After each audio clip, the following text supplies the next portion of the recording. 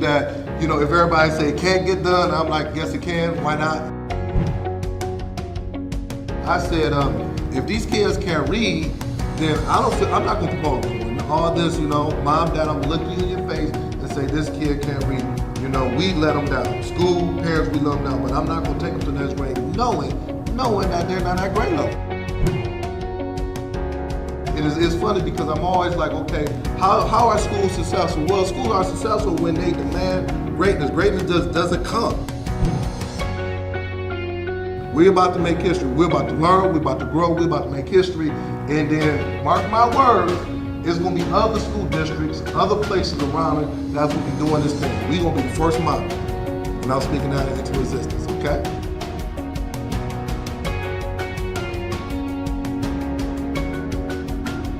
For booking,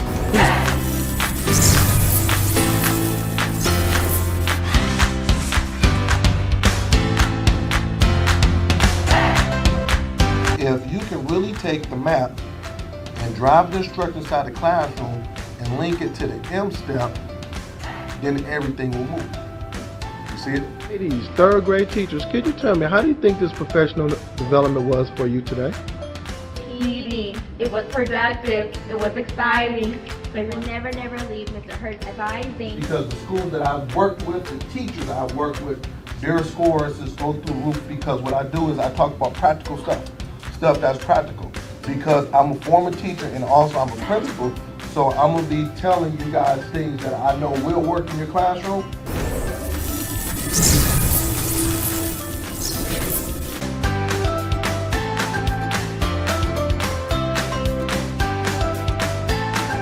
for booking, please visit shurtschoolturnaroundspecialist.com. Good morning, everyone. Good morning. Welcome to Mr. Hurts Saturday morning podcast. And we have another explosive podcast on our hand this morning. So give me 2 minutes. I need 2 minutes as I get all of my Facebook, LinkedIn, and Twitter people in. And what I need you to do is that when you come in, do me two things. I need you to share this out. And also let me know where you're coming from, because I like to give a big shout out. So share it out and let me know where you are coming from. So come on in and hit that share button. Let me know where you're coming from. Out this morning, this topic is something that's dear to my heart. All of my topics are dear to my heart. But this week I've been dealing with a lot of things on my mind regarding this education stuff, and I have to get it out. So just stay with me. Let me know where you're coming from. I need everybody to hit that share button. I need you. Listen, I know it's Saturday morning. I know. But listen, we call ourselves the Fantastic Four. Myself at 10 o'clock, Create and Educate at 10:30. And then we got Principal Fele at 11. And then on Sunday, we have Josh Tarver coming in at 4 o'clock. And in this morning, you say, Hurt, you're not in your normal place. I am in Alabama. I'm about 15 minutes away from Tuskegee University. I will be yesterday and today. I've been down here with my daughter. They have family and friends week this weekend, and I am down here and I'm representing Tuskegee. So if you see I have my hat on, my Tuskegee Dash shirt, and I'll just be walking the grounds of Tuskegee. Yesterday, I got inspired. I was able to, as I was driving to campus, just learning about the university, seeing different things. I drove by Booker T. Washington's old house, and where he was the president, and they said, "Hey, Herb, that's where Booker T. Washington used to live at." And I was like, "Wow, man, I'm right in front of it, and grave site and everything." So it really lifted me up. It really encouraged me. It really did some things for me on on yesterday. And I just got a lot to share. I really got a lot to share. So I just want to give me about 30 more seconds as I want to make sure we got to get everybody in. I don't want nobody to say, Hurt, man, come on now, Hurt, you said, I'm trying to find you, locate you and stuff like that. I want to make sure everybody is in, ready to go. All right. All right. So where we at? Where we at? Come on, let me go to this chat box and see where we at. See who's rocking with me this morning. See who's rocking with me this morning. See who's rocking with me this morning. All right. All right. So where we at? Hold on for 1 second. All right.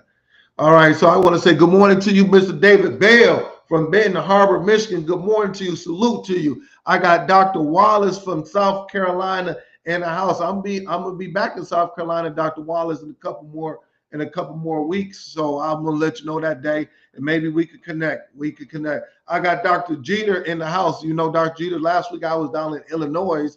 I was down in Illinois, about 15 minutes from downtown. My son had a basketball tournament, so I was down in Illinois. So last week, Illinois. Today I'm down in Alabama, and next week I'll be back at home. So yes, that's me. Good morning to Rashard Davis from Vegas. I appreciate you getting up early in the morning. Early in the morning, thank you. Good morning to Principal Kafele. Principal Kafele, I saw your post this morning regarding the superintendent. It hurts my heart. It hurts my heart. That's why I am so passionate. That's why and not just me, but we have to do the work that we're doing. That's why we got to get up on these Saturdays and let the people know, because what happened to that superintendent in Iowa was horrible. If you don't know, go on Principal Kafele's page, you'll see it. It is terrible. It is terrible. It is terrible. It is terrible. So I just want to say that. So I'm motivated. I'm motivated this morning. Good morning to you, Jasmine Harris. Tore it up a couple of weeks ago on a podcast. Good morning to you from Cali. Good morning to you from Cali. Good morning to you. Good morning to you, Stacy L. Joy, bringing the joy from Los Angeles. Good morning. I appreciate both of you guys waking up early, just to hear my podcast. Thank you very much. I got Warren J. Pete from Oklahoma. Good morning to you. Good morning to you. I got Dr. Melissa Jones Chuno. Good morning to you. Good morning to you. Good morning to you. I have Dr. Sean Woodley. Good morning to you, my good brother. Good brother. Good morning. Doing some awesome work. Good morning to you, Margaret Lanker from Boston. Boston in the house. Good morning to you. I got Dr. Woodley from the ATL. Know what? I was just in the ATL yesterday. We flew into the ATL and drove by the ATL. Man, it was packed last night at about 8:30, 9 o'clock. That freeway was bumper to bumper, man. I had to bumper to bumper. Good morning to you. Good morning to you. Dr. Otis Kitchen, good morning to you. I read your post this morning, Dr. Kitchen, regarding your mother, Booker T. Washington, the whole 9 yards. And that's what prompted me that, I just went by the house yesterday and I'm at Tuskegee. So good morning to you. I want to get this. Good morning to you, Hassan Osari, OSIR from Kenya. Good morning to you. I got somebody from Kenya in the house. Good morning to you. Good morning to you. All right, I got Brother Chapman, my good friend Brother Chapman, doing some good work. I've been following your posts, man. I've been seeing the work you're doing. You know, we got to connect, Brother Chapman. We got to connect. Let's connect sometime during the end of the week, because I want to sit down and connect with you. All right, we got Dr. Shiki Houston in the house. Good morning to you. Good morning to you. Good morning to you. I got Brother Johnson, Principal Johnson in the house. Good morning to you. Good morning to you. Good morning to you. I got Dr. Johnson, Dr. Cynthia, Mama J. Johnson in the house, checking in and rocking in with you from Kansas City, Missouri. I'm inspired by the journey in Alabama. Good morning to you. And I'm going to stop with, I got Mrs. Warren in the house. Good morning to you, fella. Has educator, hold on, I got Hassan Sabrina House, South Jersey. So let me stop right there, because I can go on and on. I need you to do me a favor. I'm about to go really hard this morning. I got a lot on my mind. I need everybody to get your pencil and paper out, and I need you to hit that share button, because we need to get some more people on here. Hit that share button. Just send it out to the one person that you truly care about, because we about to start rocking and rolling. Today, I am talking about, to break the cycle of failure, schools need radical change that addresses the root cause of the performance problem. In order to break the cycle of failure, schools need radical change that addresses the root cause of their performance problem. And I'm going to talk about what we have to do. You say, Hurt, Why this topic? Why this topic? Because this week I've been very, very, you know, I always ask the question, what's keeping you up at night? And I'm gonna tell you what kept me up at night this week. I am mad, I am upset, I am pissed off regarding when I am seeing our scores come back for some of these schools. It's making me so frustrated, and and on Tuesday and Wednesday, I'm gonna be very honest with you. I could not sleep. I talked to my wife about this, and I said, "Man, why?" I said, "These scores are we got to do something different."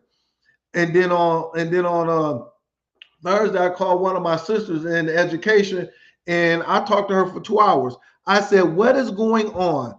Why is it that I'm seeing high schools that I know the principals of? I drive by there all of the time. I see it. They have 1,000, 2,000 kids at the high school, and the average SAT score is 720. The average SAT score is 720.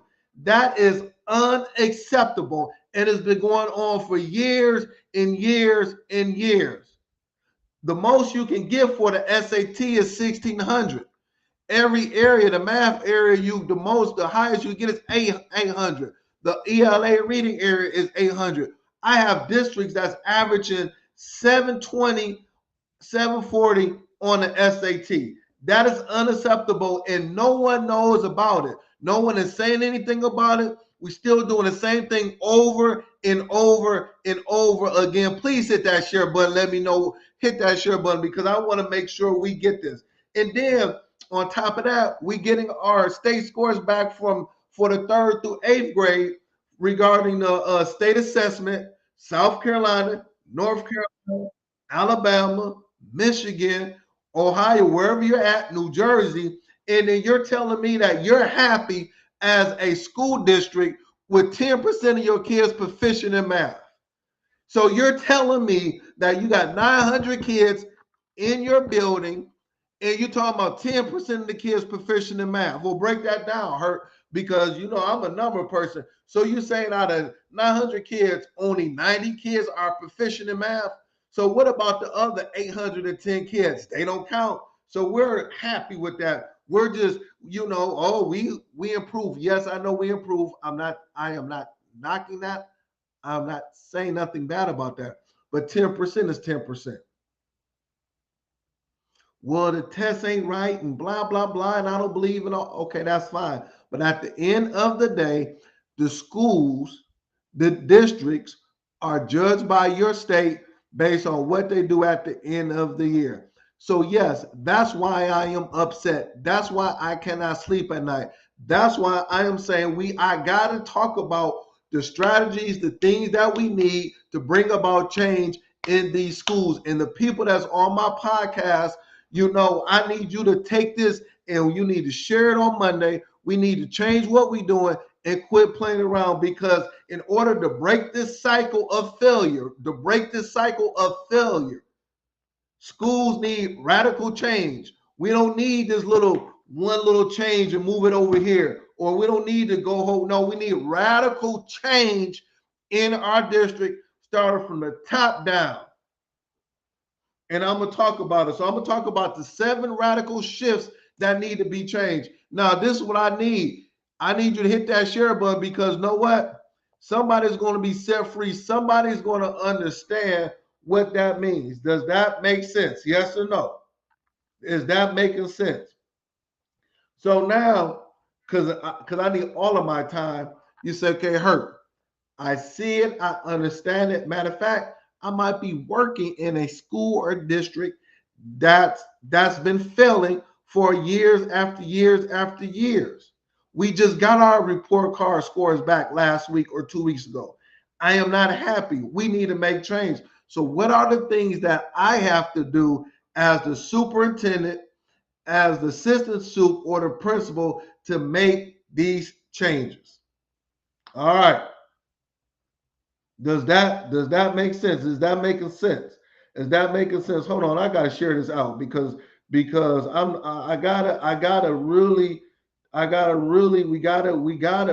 to do better than what we're doing.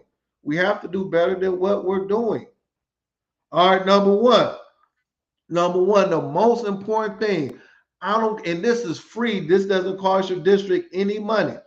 I need you to write this down and get this. Number one is that we have to raise the standard of our district. Raise the standard. Low expectations breed low achievement. Oh, I'm talking good with that one. I'm going to stay right there. Raise the standard. Low expectations breed low achievement. The problem is that we have low expectations for our kids. So I'm gonna go PowerPoint style. I'm gonna show you something, okay? Let me share this real quick. I gotta share it.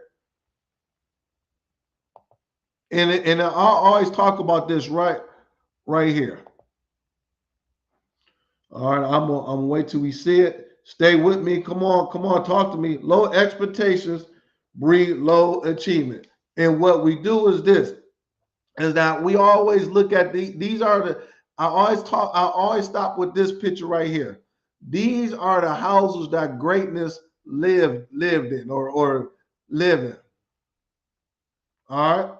And what we do is that we say these kids that's coming from these environment, this type of environment, they can't learn. So we lower our expectations before the kids even come into the door based on the environment that they stay in. That's what we do. We do it all of the time. And then we go to this. I'm going PowerPoint style. I just want to show you something. And then we say, all right, the kids that look like these kids, they look like these Black and Latino kids coming from the inner city and rural school district. These kids right here, look, these kids. So now we see the environment and then we see them come into the classroom, and these kids, and you know these kids look like your kids that you're going to be teaching on Monday. And what we do is that we lower the expectations. And then on the left side, we got high school kids right here. These are high school kids on the left side. And then on the right side, me as the principal, we have the elementary and middle school kids. So what we do is this, is that we lower the expectations because we say the kids come from these environments and they look like this. I'm not going to teach them the way that they need to be taught. We're going to give them, we're going to give them substandard teaching. And that's the bottom line. So you say, how do we break this cycle, Mr. Hurt? How did you break this cycle? The first thing that I had to do is I had to raise the standard, and I was relentless with this. And under there, I said low expectation breeds low achievement. Is that making sense? Give me some feedback. Tell me what you're thinking about this. Okay. So now let me stop sharing. Okay, hold on for 1 second. Let me. Okay, Dr. Houston said I'm talking. As long as Dr. Houston said I'm talking good, I'm talking good. So now, what we have to do, this is the first one. We need to set a clear, uncompromising academic standard regarding how we're going to teach these kids. It needs to be a clear, uncompromising. That's the word, uncompromising academic standard. Train staff to believe in students' capacity and hold them accountable with love and consistency. First one, raise the academic standard. Set a clear, uncompromising standard for your academics at your district and school level. Let it be clear. And train staff to believe in students' capacity and hold them accountable with love and consistency.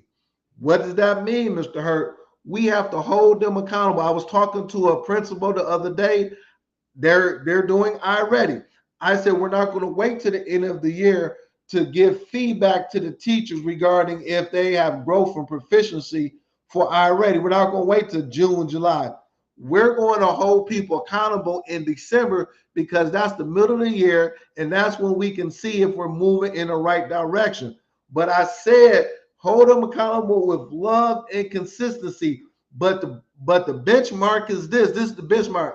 65% or more of the students at your middle school that you have close to 700 kids in should be able to meet or exceed their stretch goal. That's holding accountable. That's high standard for the kids. That's high standard no matter if these kids come from the inner city or rural situation that's coming from poverty. You're going to still hold everybody, you, the AP, me, accountable for high academic achievement. Once again, raise the standard. Hit that share button, hit that share button. Let me know where you're coming. I got 9 more minutes. 9 more minutes. How do we break this cycle of failure? The first thing is that raise the standard. Raise the standard on how you address the kids. Raise the standard on how your district looks. Raise the standard on how you look when you're coming to school. Look professional. Look nice. Raise the standard on how the classroom is set up. Raise the standard on how cleanliness the school is. Raise the standard. The data says that when you have high expectations for the students, they will reach them. When you have low expectations, it will bring low achievement. That's number one. I told you I got so much in me.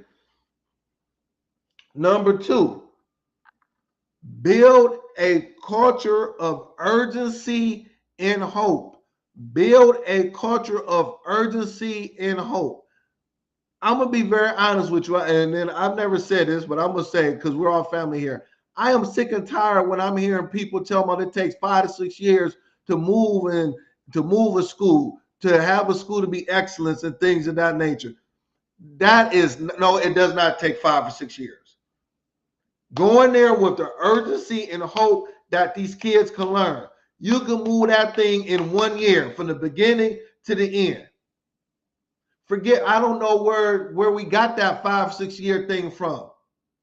I don't know. Throw it out of the window.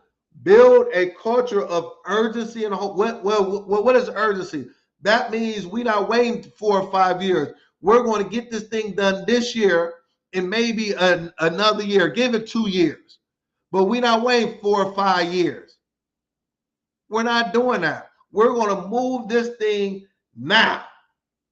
Put it in the chat. We're going to move this thing now. Build a culture, build the culture. I wish I had 1,000 superintendents here. That's what I know. What matter of fact, let me even be very specific since I'm from Michigan. I wish I had every superintendent from Michigan on my podcast. I wish I had the Detroit superintendent, the Oak Park superintendent, the Inkster superintendent, the Ben Harbor superintendent, the Ypsilanti superintendent, the Saginaw superintendent, the Flint superintendent, the Muskegon superintendent, the Muskegon Heights. All of these are school districts in Michigan. I wish I had every superintendent on here, and I would just tell them, build a culture of urgency and hope. Create a culture where every minute matters and every student is seen as a future leader. Build a culture where every minute matters. This year we're gonna kick it. Kids gonna go to school. We're gonna got 183 days. We're gonna go over the yeah. But we're gonna have fun. We're gonna make sure that everybody's comfortable. We're gonna make sure all of that. No. Well, hurt. They're gonna end up going to the union because you didn't lit the fire. Okay. As long as you're not doing nothing against the contract, you can have high expectations for your schools in your district. I'm not saying fire nobody. I'm not saying none of that. But you can have high expectations for your school in the district if you really want this thing to change. If you're tired of you got 12 schools in your districts and 8 of them are F&D schools, that is embarrassing. There's no way in God's green earth when I was a principal that I wanted to be able to walk around my community and I got an F&D school. Change that. And if I did have an F&D school, it was a sense of urgency that everybody, even myself, was going to be uncomfortable. Until we see those kids moving, and it's no kicking it, it's no kiki, there's no giggling. No, I was laser focused, and you knew I was laser focused. I didn't play. I did not play because I knew that these kids don't have another chance to repeat the 8th grade, the 7th grade. Ain't no way on God's green earth that you got 900 kids and 10% of them is proficient in math. Build a culture of urgency and hope. Stay with me. I got 5 more minutes. I might not finish it all. We're going to do part 2 next week. Number 3. I like this. I like this. I've been preaching this for 15 years. I've been saying it for 15 years. Number 3, empower principals as instructional leaders. Empower principals as instructional leaders. The principals in that building, you're the principal, you need to be an instructional leader. What does that look like? I need you, principal, to be coaching your teachers. I need you, principals, to lead. Not on the side, not behind, but lead those data meetings and those data cycles. I need you, principal, to model excellence. So this is what I need you to do. I need you to go to be an instructional leader. I need you to do these 3 things every day. I need you to coach teachers. That means you have to be in the classroom, look at instruction. I don't care. Take your little notes, bring your laptop, go. I don't care what you do. You're looking at instruction. Number 2, quit allowing your APs and your ELA coach or whatever to lead your data meetings. You need to lead that data meeting. You need to be the first one in there understanding the data. I'm not saying your AP or your ELA coach should not be in there facilitating happening, but you need to know just as much or more about the data than they do. And number third is that I need you to model excellence. You need to look like a principal. You need to talk like a principal. You need to walk around with authority, not with authority that you're just beating people upside the head, but you need to look like you mean business. You need to care about those kids learning them more than you care about anything else in that building. Model excellence, the way you talk, the way you dress, how you conduct yourself. You are the leader.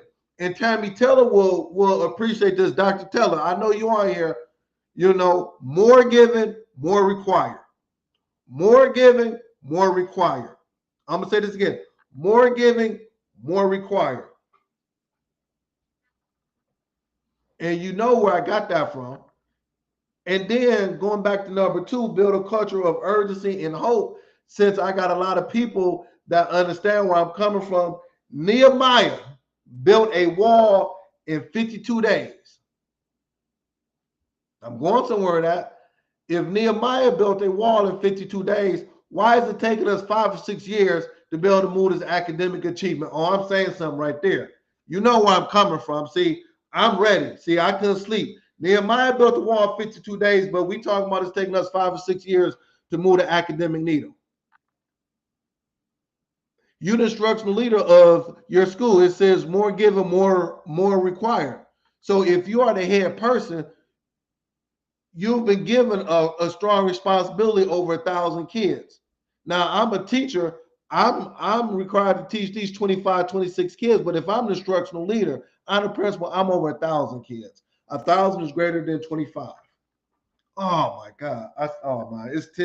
It's 10:29. I still got 3 more to go. So I'm gonna stop right there. This is what I need. I'm gonna do part 2 next week. You're gonna bring a friend. I want you to look over this again. The 3 things I talk about, just write it down and marinate on it. You might want to show this during your staff meeting or with your leadership team on Monday. Okay. So let's understand that we're gonna break the cycle of failure. We're gonna move this academic needle. All right. If you need me to come in and help support your school, by all means do that. You know, inbox me. You know, I'm always answer my inboxes and things of that nature. But don't wait. We cannot wait to November, December. We can't wait till January, February. Let's act now. So thank you very much. Thank you for understanding my passion, my drive for this. I hope I don't believe in offending nobody because the kids got to grow. So let's go ahead and support my doctors, Create and Educate at 10:30. See you next week. If no one have never told you this, I love you. Thank you for all of your support. Let's move this needle. Let's be great. Let your schools be good. See you next week.